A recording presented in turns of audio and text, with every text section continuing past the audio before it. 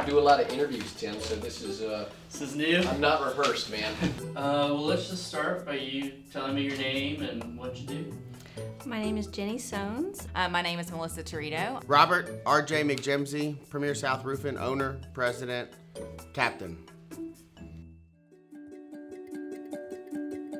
The most fulfilling moment of my career has been being a part of a company and a team that's had a small part in helping 2016 flood victims get back on their feet in Louisiana through the Restore Louisiana program, helping them secure some federal funding and get back on their feet. We got a call from one of our clients whose area was devastated by Hurricane Laura. One of their biggest headaches was that all of their street signs were missing at all of their intersections, and we were able to mobilize on the fly a team of engineers to go down there and help solve some problems. I think the most fulfilling moment in my career so far has been the opportunity to see ideas turn into action and then impact.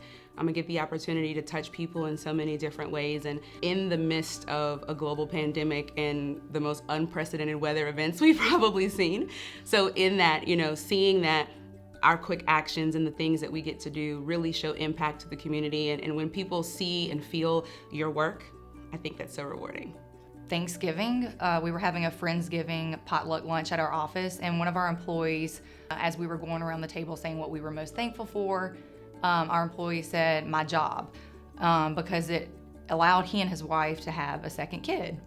And that just really, took me back a little bit, because it was bigger than, any project or award, and just hearing an employee say that job had impact. It's hard to say it's a single moment.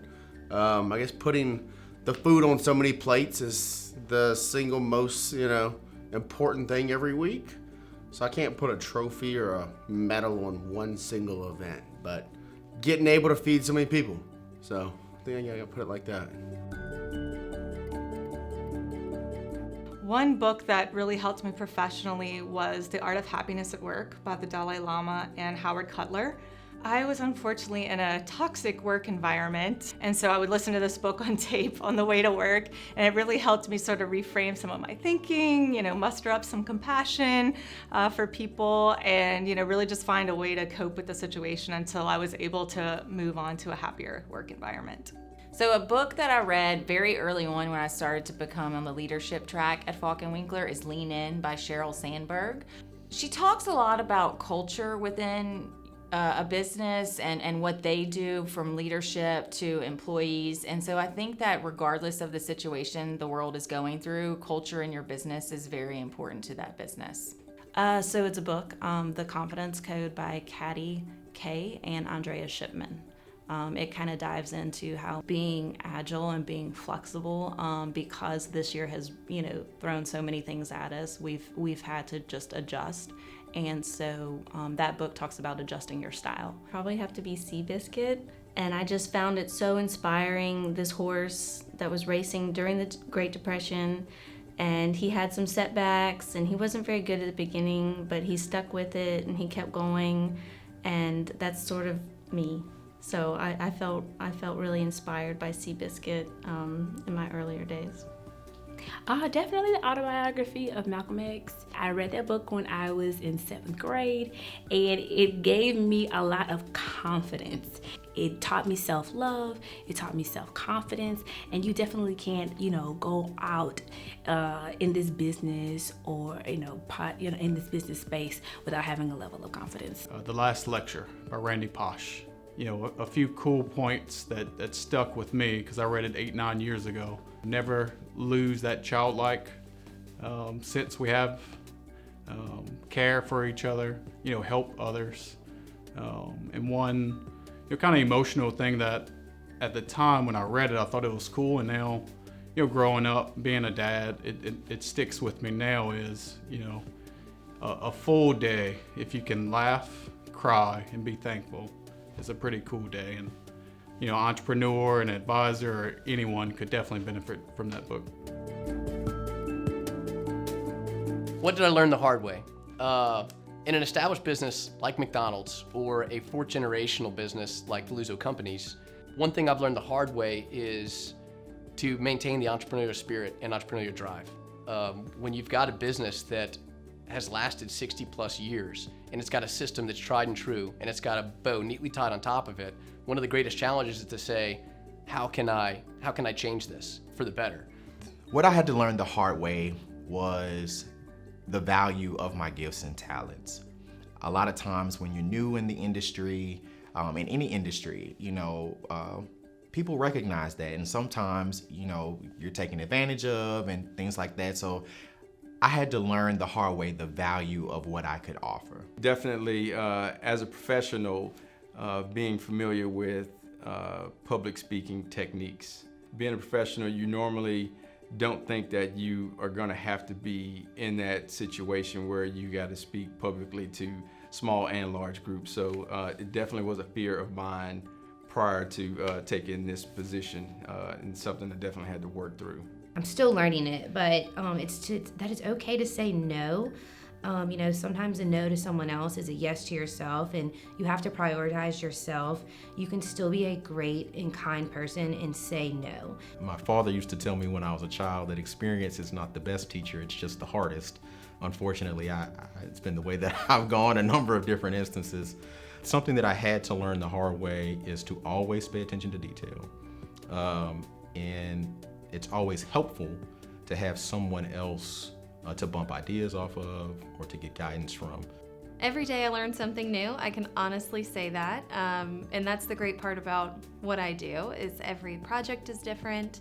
And so maybe the one thing I've had to learn is that I'll never know everything. And that's actually somewhat energizing, to be in a business where every day is somewhat of an unknown. I've had a couple of them, but more recently, it's really about balance. I think Apple calls it work-life balance. If you give too much at work, which is kind of what we all want to do, we all want to give so much and grow and flourish in a company, but if you give too much, you're going to burn yourself out. My aha moment was when I realized that I can still give 110% at work, but still have time for myself. My professional aha moment happened 6 years ago when I had the opportunity to jumpstart our analytics division. With limited resources, I had to assure the department managers that automation was our future.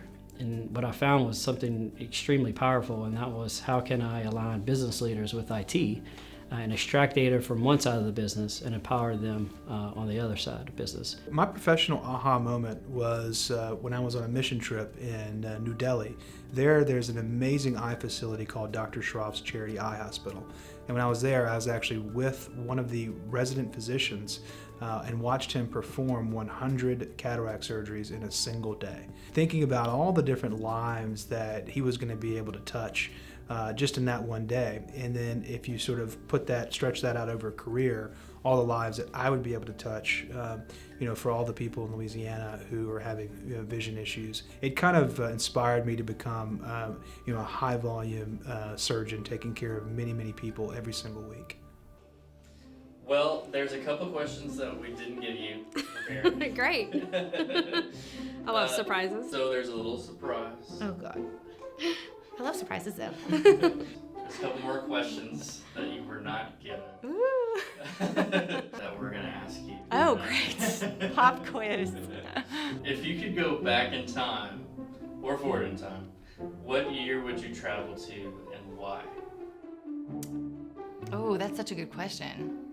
I'd probably say 1960s or so.